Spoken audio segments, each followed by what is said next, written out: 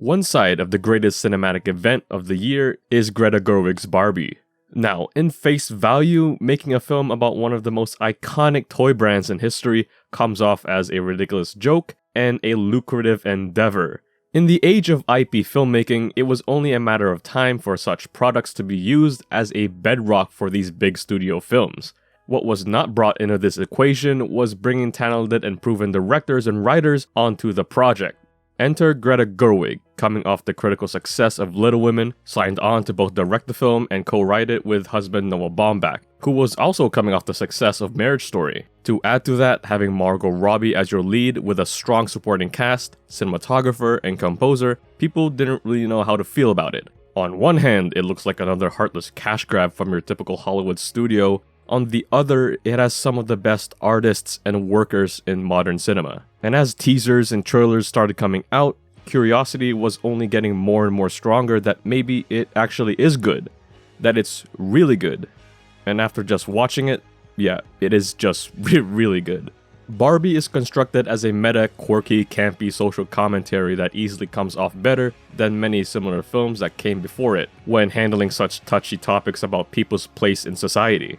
Along with a fairly strong script that Robbie, Gosling, and the rest of the cast work off, it succeeds as not being too brash about these problems and leans more comfortably into it. It doesn't come off as hand-holding or shaming, but rather showing it. But as funny and clever as the dialogue and monologues are, its pacing is fairly messy.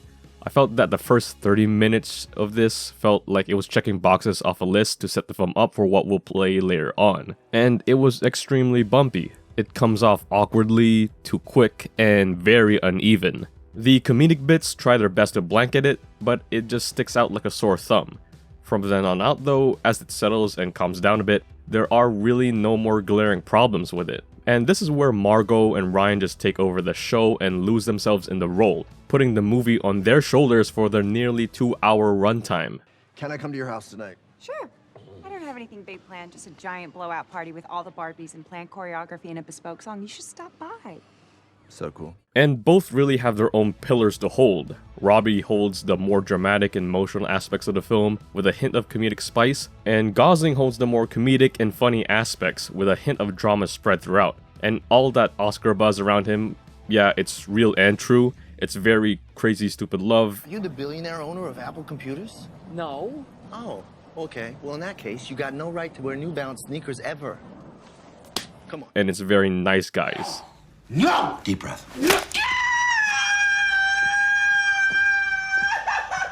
Along with the supporting cast who have Michael Cera and Will Ferrell, it was never not going to be funny. Everyone's ridiculous and it works. And as the film plays out, Barbie and Ken trade places from where they started to where they ended. It's basic, I know, but clever.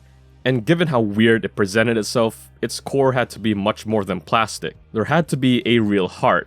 And that's where America Ferrera steps in. The film's rom-com base is what people are going to want to see the movie for, but its messaging, while portrayed terribly in the beginning with her relationship with her daughter, works better once we get to the last 40 minutes of the film. And the final act goes all out, from the musicals to the fun to the wackiness of it, and I love that.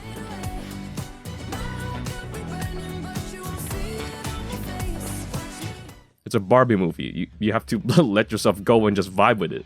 Throughout most of the film, I felt like Greta may have just lost a bit of what made her, her. For the first time in her career, she has a big studio budget backing her. And I wondered if she'd lost what she had with Lady Bird and Little Women. Because for most of it, it felt very different from what she had. But the very last sequence, beyond the Barbie land, really was very emotional.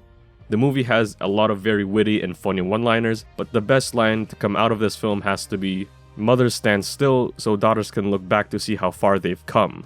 And I think that settles it on if she lost her roots of where she came from. Along with an out-of-nowhere performance from Michael Cera's Alan, Yeah, I'm confused about that. provocative production design, and just a generally fun atmosphere, I wouldn't be surprised if this got a Best Picture nod.